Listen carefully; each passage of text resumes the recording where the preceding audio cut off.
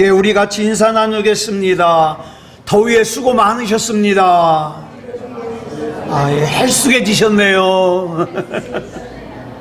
예, 이제 얼마 안 남았습니다. 조금만 더 참으면 될 것 같아요. 자, 이 시간에는 요나서 2장 10절부터 3장 2절 말씀까지 읽었습니다. 은혜 받을 말씀의 제목은 요나에게 두 번째 기회를 주시다입니다.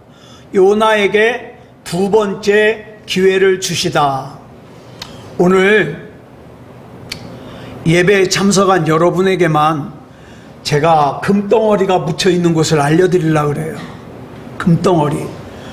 금덩어리도 자그만치 얼만큼 묻혀 있냐? 14톤. 많죠?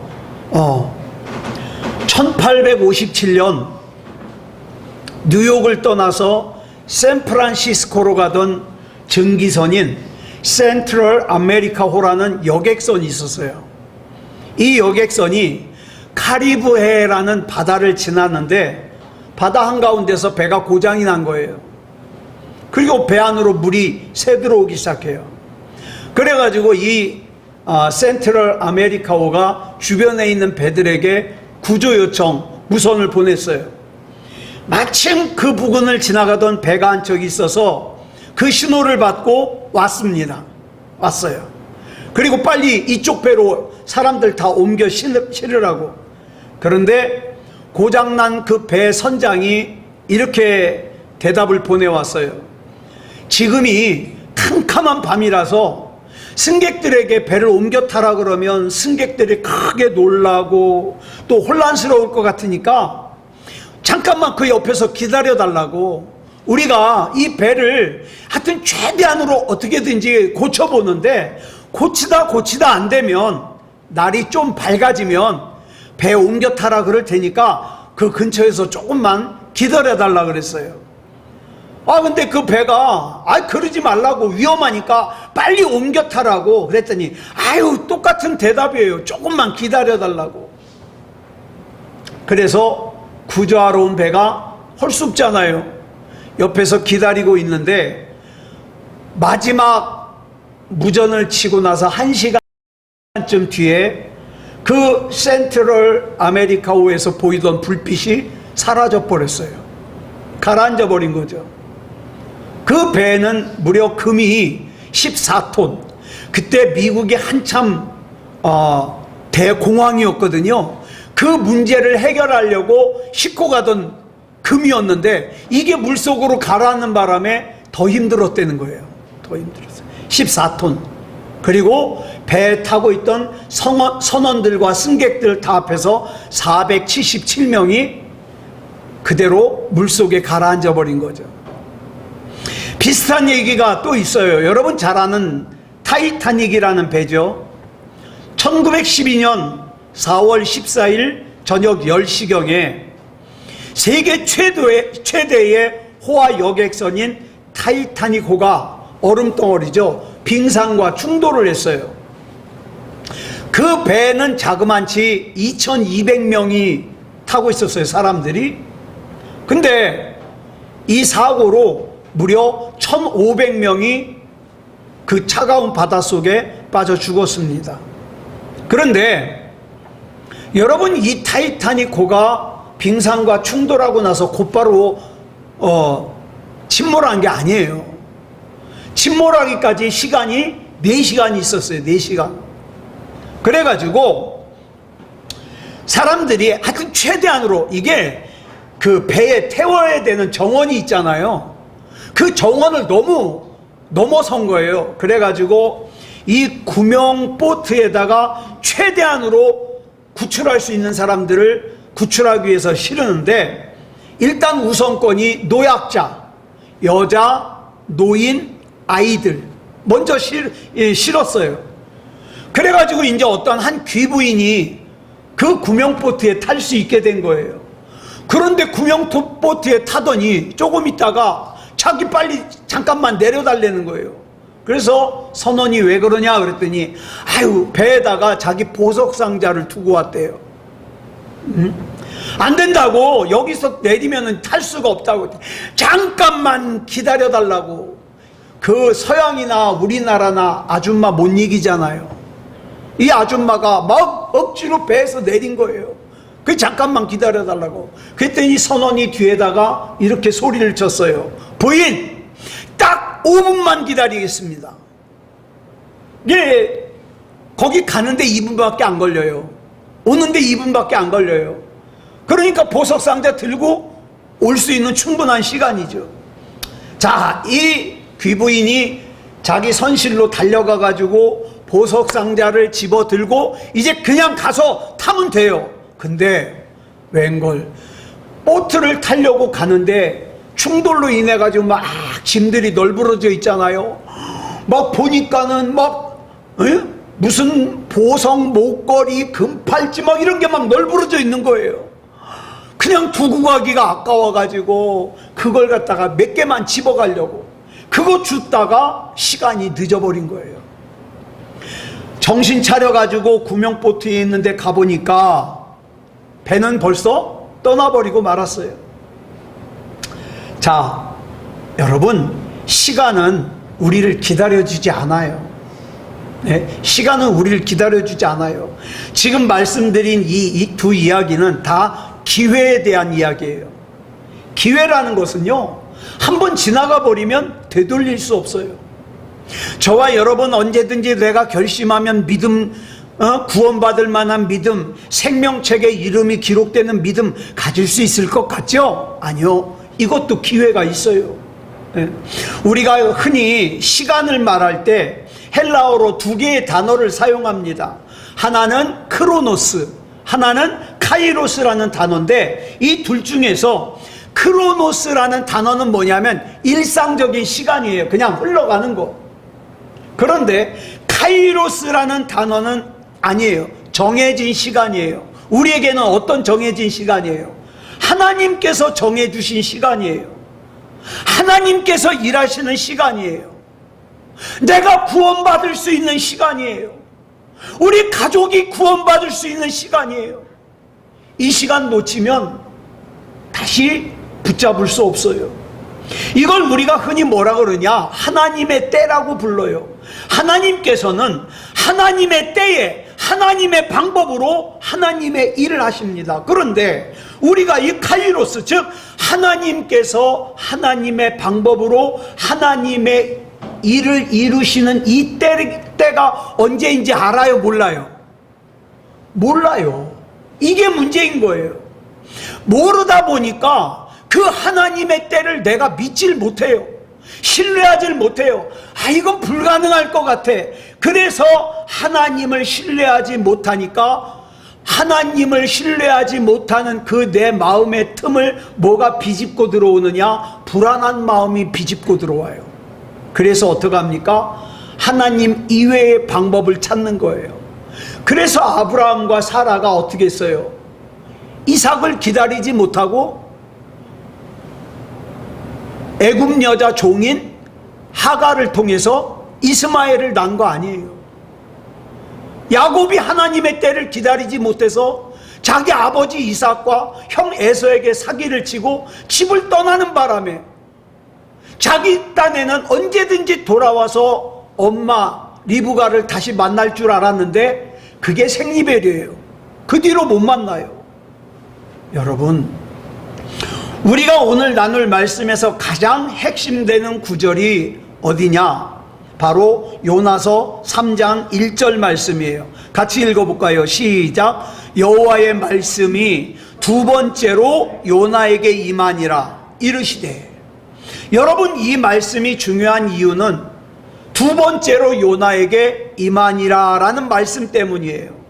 이 말은 무슨 뜻입니까? 첫 번째 기회는 지나갔다는 거예요. 여러분, 저와 여러분 구원받을 수 있는 기회 붙잡으셨습니까? 저와 여러분 하나님의 복 받을 수 있는 기회 붙잡으셨습니까? 그 기회를 붙잡으신 분들은 제가 축하드려요. 하나님을 신뢰하는 분들은 제가 축하드려요. 그런데 아직 붙잡지 못한 분들은요, 이 기회 지나가기 전에 두 번째 기회는 꼭 붙잡아야 돼요. 여러분, 믿음장인 히브리서 11장을 보면 16명의 이름이 쭉 나오죠. 이 사람들의 공통점이 뭐예요? 하나님께 믿음다운 믿음을 인정받은 사람들이에요. 그런데 이 사람들에게 우리가 배울 것은, 물론 이 사람들은 믿음다운 믿음을 가진 것이에요. 그거 본받아야 돼요. 그러나 우리가 또 한 가지 주목해야 될 것이 뭐냐? 이 사람들은 모두 다 결점이 있는 사람들이에요. 여러분, 믿음의 아버지라고 불리는 아브라함은 어떤 잘못을 했죠? 자기 아내 사라를 애굽의 왕과 그랄의 왕 앞에서 2번씩이나, 그것도 자기 아내를 동생이라고 속였어요. 왜? 자기 동생 자기 아내 사라 뺏어가고 자기 죽일까봐. 저는 아직 권수현 씨 동생이라고 속인 적 없어요. 제가 아브라함보다 그 점에는 좀 낫죠. 여러분, 하나님을 향한 신뢰보다 두려움이 더 큰 거예요. 아버지인 아브라함이 거짓말을 하는 걸 보고 자란 이삭이 어떻게 했어요? 자기도 똑같이 거짓말했어요. 자기 아내를 동생이라고. 여러분, 사라는요, 하나님의 아들을 주시겠다고 약속하셨을 때 하나님의 약속을 비웃었어요. 근데 하나님의 사자가 너 왜 비웃었냐? 그랬더니 안 비웃었다고 오리발 내밀었어요. 여러분, 이삭의 아들 야곱은 거짓말과 술수에 능한 사람이에요. 그래서 아버지인 이삭과 그 다음에 형인 에서에게 사기를 쳐서 형이 가지고 있는 장자권도 뺏었어요. 형이 아버지에게 받을 축복기도도 가로챘어요. 노아는요, 홍수가 끝난 다음에 포도주에 취해가지고 홀딱 벗고 자다가 함이 그걸 보고 어떻게 해요? 나가서 얼레리 꼴레리 했다고 함을 저주했잖아요. 그래서 그 함의 자손들은 지금도 어떻게 해요? 아프리카에서 홀딱 벗고 살아요. 저주받아서 그래요. 저주받아서.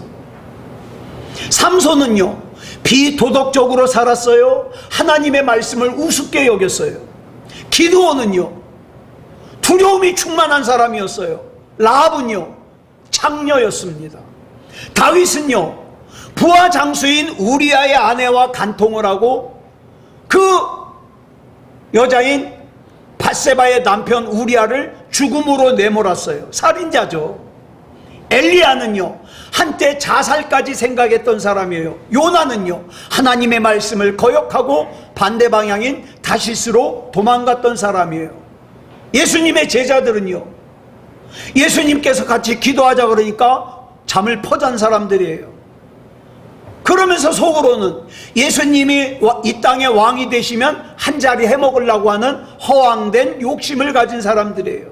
그러다가 자기 마음대로 자기 생각대로 안 되니까 로마 군인에게 붙잡혀가는 예수님 버리고 도망간 사람들이에요. 사마리아 여인은요, 5번 결혼하고 5번 이혼했어요. 6번째는 이제 결혼하기도 지쳐가지고 남의 남자와 같이 동거하는 사람이에요. 어때요? 이 사람들보다 저와 여러분이 좀 더 낫지 않아요? 얼마나 엉망입니까? 그런데요, 이 히브리서 11장에 나오는 사람들의 공통적인 또 하나의 특징이 있어요. 그게 뭐냐? 하나님께서 주시는 2번째 기회를 잡았다. 저는요, 하나님이 주시는 기회 못 잡은 사람들 많이 봤어요.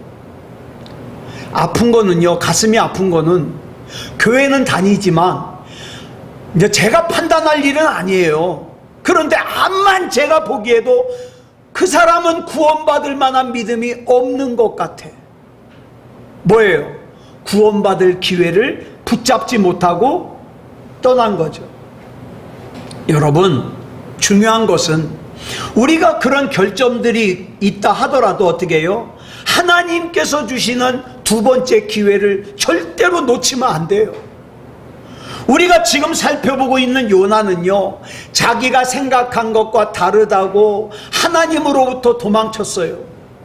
그렇지만 그런 요나지만 하나님께서 주시는 2번째 기회를 잡았습니다. 잡았어요. 요나서 3장 2절 보겠습니다. 시작. 일어나 저 큰 성읍 니느웨로 가서 내가 내게 명한 바를 그들에게 선포하라 하신지라. 여러분, 이 말씀은요, 요나서 1장 2절에 나왔던 말씀하고 똑같아요. 예? 그럼 왜 요나서 1장 2절에서 하셨던 말씀을 3장 2절에서 다시 하실까? 요나는 원수 같은 니느웨는 구원받을 자격이 없다고 생각했어요. 그래서 니느웨에 가가지고 복음을 전파하라는 하나님의 말씀을 어기고 반대 방향인 다시스로 도망간 거예요. 그런 요나에게 하나님께서 또다시 기회를 주시는 거예요. 그러나 여러분, 우리는 많은 사람들이 어떤 생각을 합니까? 요나의 입장에서 한번 생각해 보자고요. 아마 이런 생각했을 거예요. 아니, 하나님, 도대체 저 니느웨 사람들이 뭐가 이쁘다고 그렇게까지 하시는 겁니까? 내가 그냥 다시스로 도망갔으면 내버려 두지, 뭐하러 풍랑까지 만나게 하시고 물고기 뱃속에까지 들어가게 하시고 그렇게까지 해가지고 니느웨를 구원하시는 겁니까? 이렇게 하나님 앞에 따지는 사람들 많아요. 하나님, 내가 미워하면 그냥 미워하는 대로 두세요. 그러나 요나 보세요. 여러분, 요나서를 이렇게 읽어보면 하나님께서 이렇게 두 번째 기회를 주시는 것은 여러분, 니느웨를 위해서가 아니에요. 누구를 위해서 두 번째 기회를 주신 거예요? 요나 자신을 위해서. 근데 이걸 알지 못하니까 또 불순종해요. 기가 막힌 말씀 볼까요? 이 니느웨라는 곳은요, 요나서 3장 3절에 보니까 얼마나 큰 도시인지 사흘 동안 걸어가야 다 갈 수 있는 도시예요. 사흘 동안. 근데 요나 하는 짓 좀 볼까요? 그 다음 4절에 보니까 하나님 말씀을 얼마 동안 전했어요? 하루 동안 전했어요. 안 간 거예요. 가다 만 거예요. 가다 만 거예요. 여러분, 이렇게 요나처럼 저와 여러분은요, 두 번째 기회를 받을 자격이 없는 사람들이에요. 얼마나 고집이 센지, 얼마나 자기 생각이 강한지, 그렇게 하나님께서 예배드리자고 감동을 주셔도 고집 부리고, 그렇게 기도 좀 하라고 감동을 주셔도 고집 부리고, 예? 그렇게 성경 좀 읽자고 감동을 주셔도 고집 부리고, 이 두 번째 기회를 얻을 자격이 없는 사람들이에요. 그런 우리에게 하나님께서 또 한 번의 기회를 주시는 거예요. 왜? 회복하라고, 복구하라고. 그런데 저는 오늘 본문을 보면서 선명하게 대비되는 두 모습을 봅니다. 뭐냐? 어리석은 요나의 모습과 그런 요나를 향한 자비하신 하나님의 모습을 봐요. 이 두 모습이 오늘 본문인 요나서 3장 1절로 2절에 담겨져 있어요. 먼저 어리석은 요나의 모습 볼까요? 괜히 쓸데없는 고집으로 하나님의 말씀을 거역하다가 어떻게 해요? 겪지 않아도 될 풍랑을 겪어요. 들어가지 않았어도 될 물고기 뱃속에 들어가요. 자기 딴에는 참 파란만장한 인생을 살았죠. 이런 사람들이 허구나 하는 말이 뭔지 아세요? 내가 살아온 걸 갖다가 책으로 쓰면은 뭐 몇 권이 넘는다나? 여러분 잘 들으세요. 사실은 하나님의 말씀에 일찌감치 순종했으면 그렇게 길어질 일이 아니에요. 자, 이럴 걸 갖다가, 자 보세요. 그렇게 고생을 하고 나서 오늘 본문에 보니까 요나의 자리가 어디예요? 제자리예요. 제자리.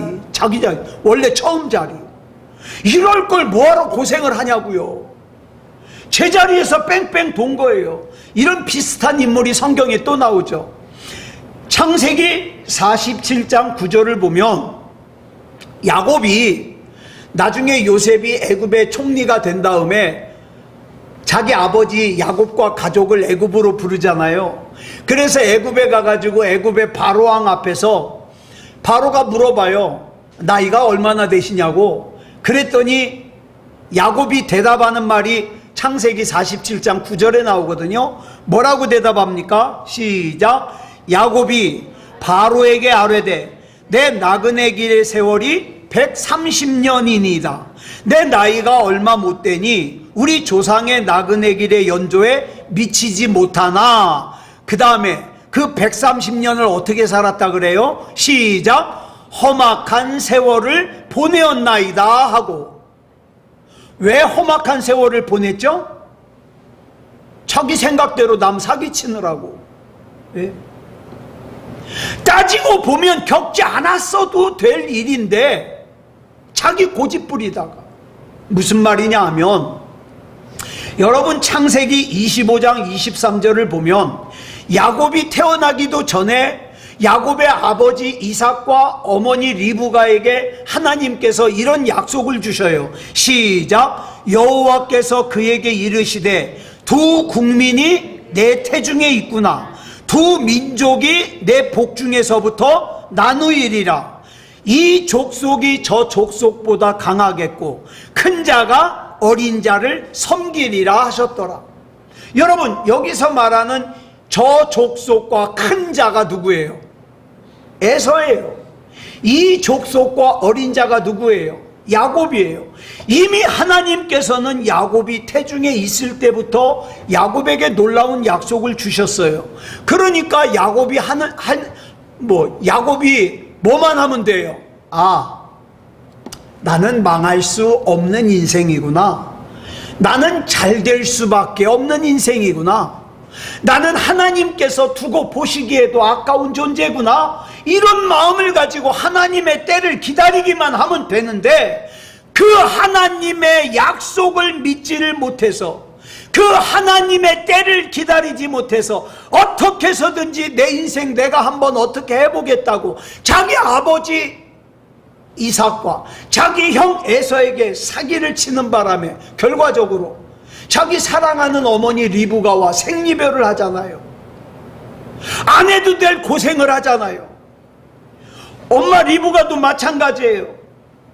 저는 이 말씀을 보면서 저도 마찬가지예요. 저도 제 딸 예인이를 위해서 기도하는데 제가 안 해도 될 걱정을 할 때가 많거든요. 제가 이 말씀을 보면서 그래요. 저도 마찬가지고 여러분 부모님인 여러분도 마찬가지예요. 리브가가 야곱과 에서를 임신했을 때 하나님께서 분명히 뭐라고 말씀하셨어요? 큰 자가 어린 자를 섬길 거다. 메시지를 주셨어요. 근데 애들을 키우다 보니까 내 눈에 보이는 상황이 좀 다른 거예요. 나는 야곱을 이뻐하는데 저 큰애 에서가 더 잘 될 것 같아. 예? 여러분, 옛날에 그런 말 있잖아요. 손가락 깨물어서 안 아픈 손가락 있냐? 자식이 다 똑같다. 아니요, 제가 보니까 안 그런 것 같아요. 저희 집이 4남매였거든요. 근데 밥 먹으려고 밥상에만 앉으면 우리 아버지는 큰 누나한테 항상 쿠살이에요. 예? 그래서 저는 그 말 안 믿어요. 자식이 다 똑같다는 말. 네. 그래서 저는 둘 이상 나면 똑같이 사랑 못할 것 같아서 하나만 낳았어요. 하나만. 자, 보세요. 가만히 보니까 에서가 더 잘 될 것 같은 거예요. 그래가지고 이 리브가가 어떻게든지 자기 능력대로 한번 하나님의 약속대로 만들어 보겠다고 이삭과 에서가 얘기하는 거를 엿듣고는 어떡합니까? 자기 아들 야곱과 작당해가지고 사기를 치잖아요. 응? 물론 자기 아들 야곱을 사랑해서 한 짓이지만 그것이 결과적으로 어떻게 해요? 자기 사랑하는 아들 야곱을 험악한 인생을 살게 만들었어요. 여러분, 내가 자식 사랑합니까? 내가 아들 사랑합니까? 내가 딸 사랑합니까? 하나님의 말씀대로 키우세요. 하나님의 뜻대로 키우세요. 이 리브가가 조금만 더 하나님을 신뢰했더라면 내 눈에 보기에는 에서가 더 남자답고 듬직한 반면에 야곱이 계집애 같고 좀 부실해 보였어도 하나님께서 내게 주신 약속 믿고 기다리잖아요. 여러분 기억하세요. 여러분 아들이, 여러분 딸이 세상에서 잘 성공하고 살까 싶죠? 이 말 기억하세요. 눈물로 기도하는 부모의 자식은 절대 망하지 않습니다. 기억하세요. 또 하나님께서는 하나님의 때에 하나님의 방법으로 반드시 우리 아들을, 우리 딸을 사용하십니다. 사용하셔요. 네. 그거 못 기다려가지고 내 힘으로 내가 좀 어떻게 해보겠다고 그러면 그것 때문에 내 자식이 험악한 인생 살아요. 가만히 돌아보세요. 저와 여러분의 인생 가운데 겪지 않았어도 될 고생한 사람들이 있을 거요. 예? 이게 본문에서 발견할 수 있는 우리 인생의 어리석은 모습이에요. 그러니까 기도할 때 그렇게 기도하시자고요. 하나님, 안 겪어도 될 어려움은 겪지 않게 해주십시오. 그런가 하면 본문에서 볼 수 있는 두 번째 모습이 이런 미숙하기 짝이 없는 조급하여서 하나님의 때를 기다리지 못하고 자기 생각에 사로잡혀 있는 인생을 향하여 하나님께서 자비하심으로 일하시는 모습이에요. 자, 본문, 요나서 3장 1절로 2절 다시 볼까요? 시작. 여호와의 말씀이 두 번째로 요나에게 임하니라. 이르시되 일어나 저 큰 성읍 니느웨로 가서 내가 네게 명한 바를 그들에게 선포하라 하신지라. 그래서 저는 또 이 말씀을 보면서 대조되는 두 종류의 사람이 떠올라요. 하나는 실패한 마가를 대하는 바울의 모습이에요. 사도행전 15장을 보면은 바울과 바나바가 두 번째 전도 여행을 떠났는데 바나바가 자기 조카인 마가를 데리고 가재요. 그랬더니 바울은 절대 마가를 데리고 갈 수 없대요. 왜냐하면 첫 번째 전도 여행 갈 때 이 마가를 데리고 갔는데 무슨 이유인지는 성경에 기록되어 있지 않지만 이 마가가 지 마음대로 집으로 돌아가 버렸어요. 그래서 첫 번째 전도 여행에서 자기 마음대로 집으로 돌아간 마가를 두 번째 전도 여행에 데리고 갈 수 없다는 거죠. 그래가지고 마가 때문에 바울과 바나바가 결별을 해요. 그래서 바울은 실라를 데리고 떠나고 바나바는 마가를 데리고 떠납니다. 자, 오늘 본문인 요나서 3장 1절로 2절에 나오는 두 번째 기회가 이 마가라는 사람에게는 주어지지 않았어요. 그런가 하면 또 하나의 모습이 있는데 실패한 베드로가 무슨 실패를 했어요? 예수님을 모른다고 3번 부인했죠. 마태복음에 보면은 예수님을 저주까지 했다 그래요. 저주까지 했다. 그런데 그 실패한 베드로를 대하시는 주님의 모습이에요. 죄질로 치면 누가 더 큰 잘못을 했어요? 마가가 더 큰 잘못을 했어요? 베드로가 더 큰 잘못을 했어요? 베드로가 더 큰 잘못을 했어요. 예수님께서 가장 힘드실 때, 가장 절망적일 때 그 예수님을 부인하고 저주하고 욕을 퍼부으면서 떠난 사람이 베드로예요. 그런데 이보다 훨씬 약한 죄를 지은 마가는 바울이 용서하지 않아요. 근데 훨씬 큰 죄를 저지른 베드로는 예수님께서 다시 기회를 주셔요. 요한복음 21장을 보면 부활하신 예수님께서 베드로를 찾아오셔서 내가 나를 사랑하느냐 3번 물으시죠. 이거 왜 3번 물어요? 베드로가 3번 부인했잖아요. 에? 베드로만 그래요? 자, 이제 우리 자신을 한번 생각해 보자고요. 지금은 이렇게 깨끗한 척, 멀쩡한 척, 거룩한 척 강단에 서서 설교를 하고 있는 저나 또 멀쩡한 척 앉아있는 여러분이나 누구도 예외가 없어요. 하나님께서 저와 여러분에게 또 다른 기회를 주셨기에 이 자리에 앉아서 예배드릴 수 있는 거 아니에요? 기회 안 주셨으면 저와 여러분은 끝났죠. 벌써 그래서 저는 이 말씀을 보면서 두 가지 감정이 생겨요. 하나는 뭐냐? 하나님의 은혜에 대한 감정이에요.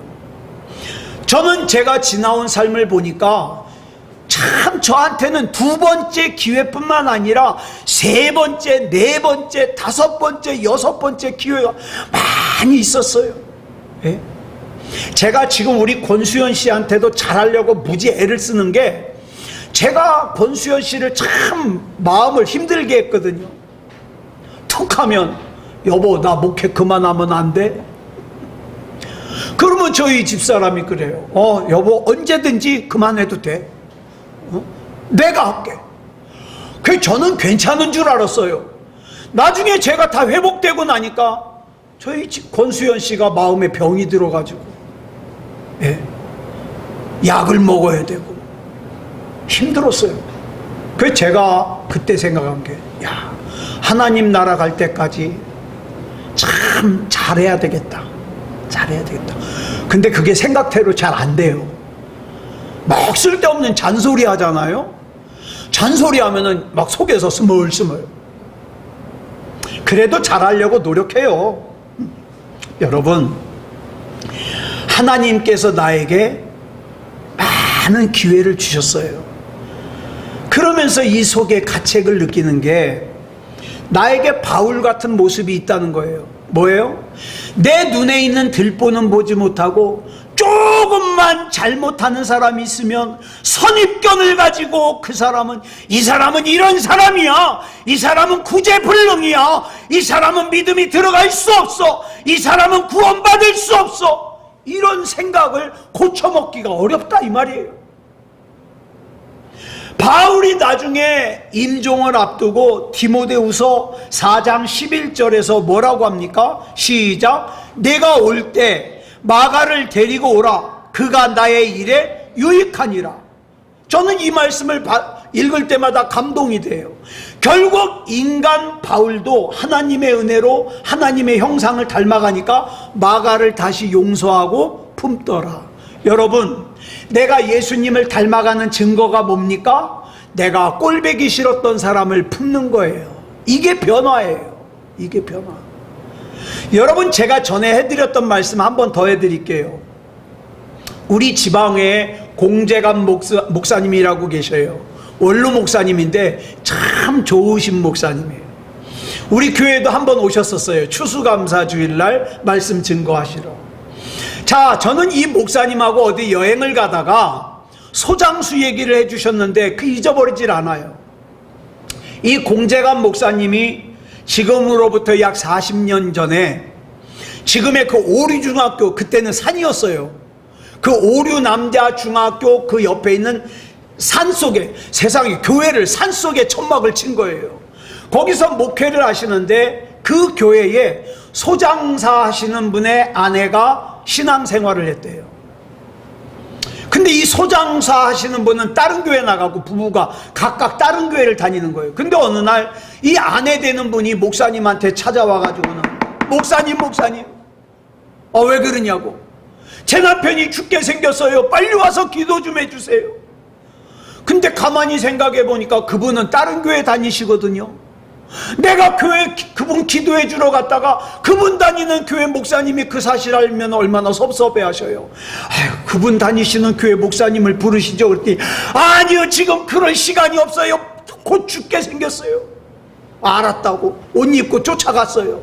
갔더니 입으로 코로 막 피를 막 토하는데 금방 죽게 생겼어요. 그래가지고 목사님이 붙들고 기도하셔요. 하나님, 이 사랑하는 영혼 하나님이 고쳐주세요. 하나님, 다시 한번 기회를 주세요. 하나님께서 인도해 주세요. 이렇게 기도했어요.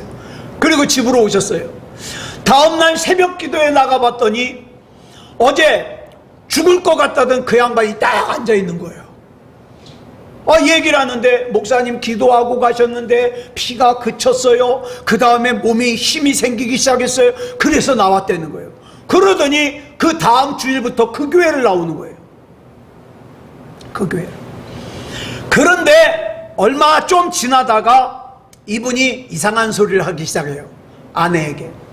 내가 그때 낳은 것은 낳을 때가 돼서 낳았지 기도받아서 낳은 거 아니라고. 그러면서 또 교회를 안 나오더래요. 그러더니 또 몇 달 있다가 또 와가지고 두드려요. 목사님, 우리 남편 죽게 생겼어요. 기도 좀 해주세요. 또 갔어요. 또 기도를 해주는데 이번엔 한 번에 안 돼. 여러 번 며칠을 기도했더니 그제서야 이게 나선 거예요. 그래가지고 또 이제 예배에 잘 나와요. 근데 이분이 대단한 게요, 여러분, 이 당시에 보통 사람 월급이 한 달에 3만 원 받을 때예요. 근데 이 소장사 하시는 분이 한 번 나가면 150만 원을 벌어와요. 남들 한 4년 벌 거 한 번에 나가면 벌어와요. 그러니 돈 버는 재미가 얼마나 좋겠어요.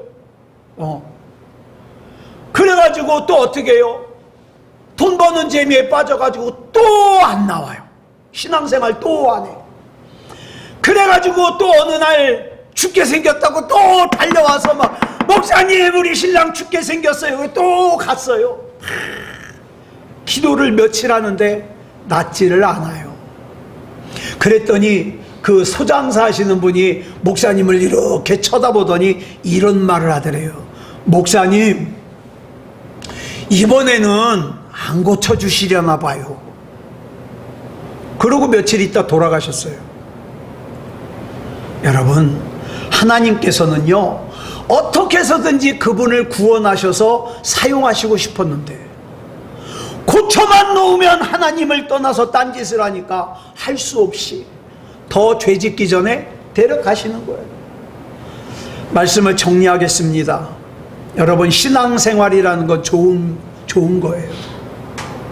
여러분, 우리 같이 신앙생활하는 우리 교우들이요, 세상 사람들에 비교하면 비교적 좋은 사람들이에요. 근데 또 한편으로 보면 교회만큼 인간관계가 복잡한 곳이 없어요. 그리스도의 사랑으로 출발하는 교회 안에서 부지 중에 상처를 주기도 하고 받기도 해요. 그래서 우리 예수님께서 가르쳐 주신 기도에 뭐라 그랬습니까? 우리가 우리에게 죄 지은 자를 사하여 준 것 같이 우리 죄를 사하여 주옵시고. 여러분, 내가 용서한 대로 용서받아요. 내가 용서 안 하면 용서 못 받아요. 저는 오늘 본문 말씀에서 요나에게 임한 그 두 번째 은혜를 묵상하다가 찬양 하나가 떠올랐어요. 여러분 잘 아시는 찬양이에요. 죽음은 죽으리라는 책을 쓰신 안희숙 사모님께서 지으신 찬양이에요. 내일 일은 난 몰라요. 무슨 뜻일까요? 내일 일은 난 몰라요. 하나님, 에라 모르겠습니다. 될 대로 되라지요. 나는 그냥 계획 없이 대충 살겠습니다. 이런 뜻이에요? 아니요. 하나님, 내일 일은 난 몰라요. 내일은 내 거가 아니잖아요. 나는 리브가처럼 야곱처럼 내 욕심껏 내 고집대로 바꿔보겠다고 어리석은 짓 하지 않기를 바라요.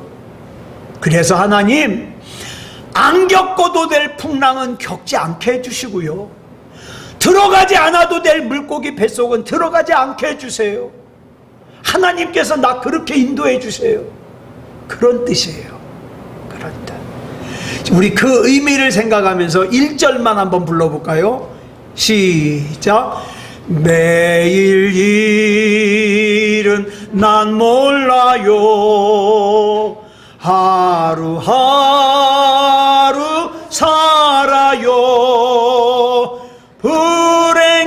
불행이나 여행함도 내 뜻대로 못해요. 험한 이 길 가고 가도 끝은 없고 권해요. 주님 예수 팔레미사 내 손잡아 주소서. 내일 몰라요. 장래일 더 몰라요. 아버지여 날 붙드사 평탄한 게 주옵소서. 아멘. 사랑하는 여러분, 이 찬양은요, 야곱처럼 내 인생을 내 힘으로 어떻게 바꿔보겠다고 하다가 안 겪어도 될 험악한 인생 살지 않게 해달라는 거예요. 주님 말씀하옵소서. 주의 종이 듣겠나이다. 전 그러면서 요새 또 기도 제목이 하나 더 생겼어요. 하나님, 나의 남은 인생 동안 가성비 좋은 인생 살게 해주십시오. 같은 재료 가지고 더 좋은 열매 거두게 해달라고. 가성비 좋은. 아무쪼록 주님께서 우리에게 주신 두 번째 기회를 믿음다운 믿음으로 살아서, 여러분, 저와 여러분 자신의 생각 버리자고요. 저와 여러분 자신의 고집 버리자고요. 그리고 하나님의 뜻을 깨닫고 하나님의 뜻대로 살아 하나님 맡겨주신 사명 잘 감당하는 그런 저와 여러분이 되기를 그리스도 예수님의 이름으로 축복합니다. 기도하겠습니다. 사랑의 아버지 하나님, 감사합니다.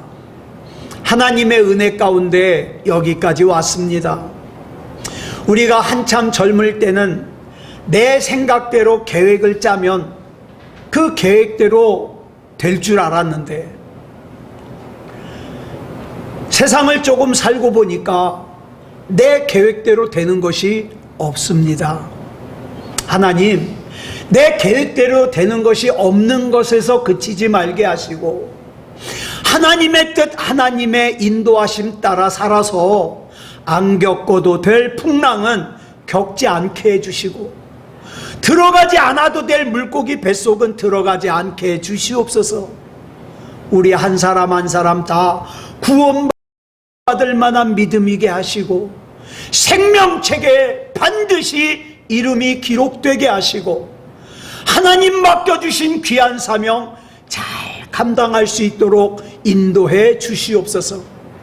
우리 주님 붙잡아 주실 줄 믿사오며 그리스도 예수님의 이름으로 감사하며 기도드렸사옵나이다. 아멘.